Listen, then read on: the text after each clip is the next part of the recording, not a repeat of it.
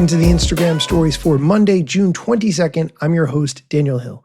On Mondays, we talk about what the head of Instagram answered on his recent AMA.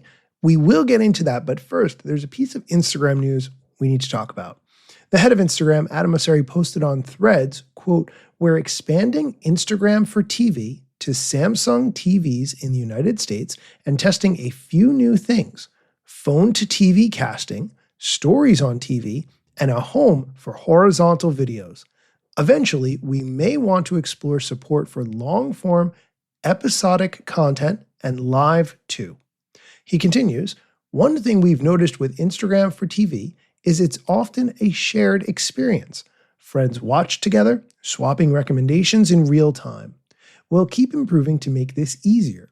If you tried it out, let me know what else you'd like to see." End quote.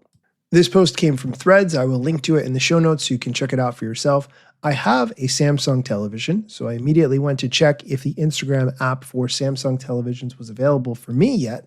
It's not, but I am interested to try it, especially with the features that he mentioned, like phone to TV casting, because there are times that my wife and I will literally DM each other videos on Instagram while sitting next to each other on the couch or holding our phones so that the other one can see what video we're talking about. But it would be a lot easier if we could just use the giant screen right in front of us in order to do that a lot more easily.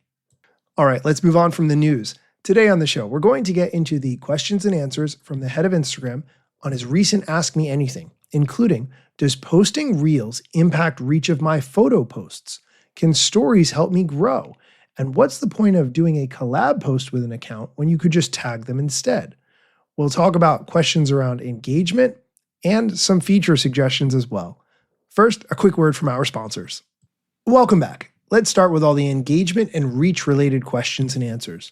The first one, does engagement in the first hour impact how a post performs? Good question. The engagement you get in the first hour definitely affects how much engagement you're going to get later, because if tons of people are interested in it who see it, that's a sign that other people will be interested in it later. But it doesn't mean that it has to perform well later, and vice versa. It might perform well in the beginning and then not perform well later, or perform poorly in the beginning and perform well later. I hope I said that right. But generally speaking, there's a strong correlation. If something does really well out the gate, it's more likely to do well overall. But I want to make sure people don't feel like they have to delete things if they don't do really well off the gate. There's no real downside in leaving it up. If you want to hide it from your profile, go ahead. But it might do well later. So I wouldn't delete it, because if you do delete it, then there's no chance for it to do well later. That is a really good point he makes. It is so tempting to take a post down when it doesn't perform well. You think you need to retool it, or maybe it shouldn't be even on your profile grid. People shouldn't even see it because of how badly it performed. I understand the temptation there, and I can certainly relate to it. I have felt it many times myself. Moving on, the next question. Does posting Reels impact reach on my photo posts? Here's Adam's answer. Yeah, but it's not straightforward. It's not like if you post Reels, it'll hurt your photos, or if you post Reels, it'll help your photos necessarily. Generally speaking, we're trying to connect people with stuff that they find interesting. And so if they tend to find your Reels interesting, they'll probably also find your photos interesting, and vice versa. But we try to tell the difference. So it's not like there's two completely separate systems, one for photo posts and one for Reels. It's one ranking system that tries to understand what people like, whether or not it's a photo, a video, or a carousel. All right, let's stay on this topic of photos versus carousels. The next question, is posting a carousel of images just as good as posting a reel? That really depends on your audience and what you're conveying through either that carousel or through that reel. Is it education? Is it entertainment? What is the purpose of that content? That's really going to make the difference. There's not a simple answer to this question. I think it just depends on your audience. Some people find a lot more success with Reels. Other people find a lot more success posting carousels. If you're going to do a carousel, I think it opens up all sorts of opportunities that you don't have with Reels, and vice versa. I do recommend adding music to carousels because it makes them more engaging and can help with reach.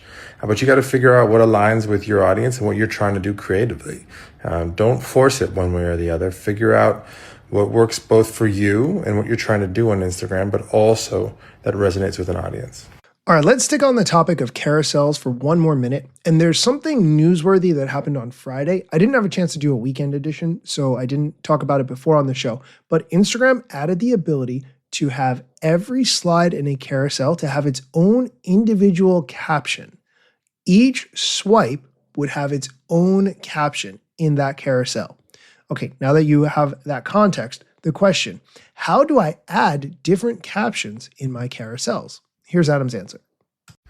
So this just launched. You can actually have different captions for different photos and videos in a carousel. You go through the normal flow for posting photos and videos as a carousel. And then at the end, when you go to the caption, there's an option to switch from single caption to multiple captions, at which point you can go between the different posts in the carousel and add a specific caption to each one. Check it out. Okay, now that we have done all the engagement, reach, reels versus carousels, and carousel features questions, we are going to take a quick break. We come back, we're going to get into some feature suggestions and how Instagram stories could potentially help you grow. Stick around. Welcome back. Continuing with the questions and answers, and the next one has to do with stories. The question, can stories help me grow on Instagram? I have for a long time said that stories cannot necessarily help you grow on Instagram because most people who do not follow you will not see your story. Yes, they could go to your profile page, but Instagram does not suggest stories to people who do not follow you, like they do with Reels or other posts on the Explore page. Here is the answer to the question, can stories help me grow? Definitely. A number of different ways, but the main one is it's just a great way to engage with your followers. And they're probably, if they're really into what you do, more likely to comment or send your reels or your photos or your carousels later if they see if they see stories from you that they love. But again, I don't want to make it sound like you have to use all the different tools. You don't. If photos work for you, great. If carousels work, great. Reels, great. Stories, great. Pick and choose the tools that we offer that best align with what you're trying to get done. If you're trying to build a brand, maybe stories are a great way to show some behind the scenes content. Whereas if you're trying to sell a product, maybe it doesn't matter as much. You have to experiment and figure out what works for you. I listened to this answer a couple of times because I don't think it actually answered the question. The question was, can stories help me grow? And his answer was yes, definitely, because your followers will watch them if they like what you do. That does not really equal growing in my mind. It is keeping your audience engaged, but growing your audience, those are two different things. All right, let's move on to an existential question about where content creation is going over the long term. The question, do you think short videos will always win, or are we going to see longer content come back? This is a good question. I think there is room for all kinds of content. For me personally, if it's longer than 10 minutes, I'm going to want to watch it on a big screen from the comfort of my couch. But some people enjoy watching longer videos on their phones, and that's fine too. So how is Instagram thinking about all of this? Here's Adam's answer. Because Instagram is generally built around not just consuming content, but connecting with other people about that content, usually by sending it as a DM. I think in general, that's why shorter videos tend to do better. You're more likely to send something to a friend if you watch 10, 15-second videos than if you watch 1 2.5 minute long video. That said, I do think there is some long form content on Instagram and that has a place. If that is the best way to tell the story that you're trying to tell, then don't force it into a shorter video and try to find an audience that is interested in longer form video. Generally speaking, we think about short form as 3 minutes and less.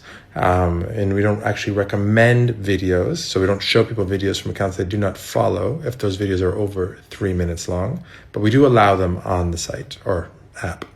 All right, let's move on to talking about some Instagram features, and let's start with collabs. If you're not familiar, adding someone as a collaborator ensures that the post shows up in both of your feeds for both of your followers. The alternative is where you just tag them, where they get a notification, but that post will not show up in the person's you tagged feed for their followers to see. Here's Adam's explanation of why collab with an account versus just tagging them. So if you do a collab post, it's a post that has two authors. So it will be eligible to show up both in your followers' feeds as well as the collaborators' followers' feeds. Is it the right? Collaborators' followers' feeds. So you can get more reach that way. Whereas if you tag another account, it will not show up to their followers. All right, let's move on to the last question we're going to talk about today, which is a feature suggestion. 2x speed on Insta stories. This person is requesting to be able to watch Instagram stories twice as fast by holding their finger down on the screen. And this is so badly needed. I'm used to watching Reels and TikToks at 2x speed, and it's fantastic. However, when it comes to stories, you can only watch them at normal speed. And there are many moments where I put my finger down on the screen and I wonder why it's pausing and not going twice as fast. And it's because I'm watching a story. Here's the response Adam gave to this feature suggestion. I wonder if we could do that. Obviously, the tap gestures are different for stories than Reels. You tap to keep going. But maybe there's a way. I'll talk to the team. I think I personally find pressing and holding to 2x speed Reels particularly valuable sometimes. So I think it's something worth considering for stories. Okay, that is it for today's episode. Thank you so much for listening. Come back next time for more social media news, strategy, or other things you should know. Let's get it. The year was 2013. You posted your first pic and you're glad your post got seen. Your friends liked it too, but what you didn't know is what posting on that platform would do. Taking all your time and attention, doom scrolling. Also, let me mention, you gotta post on every platform, putting content on every set just to conform. Likes gave you validation and you got hooked. Now engagement is down, you feeling overlooked. Hey, keep coming back for more podcasts. And find me on Instagram.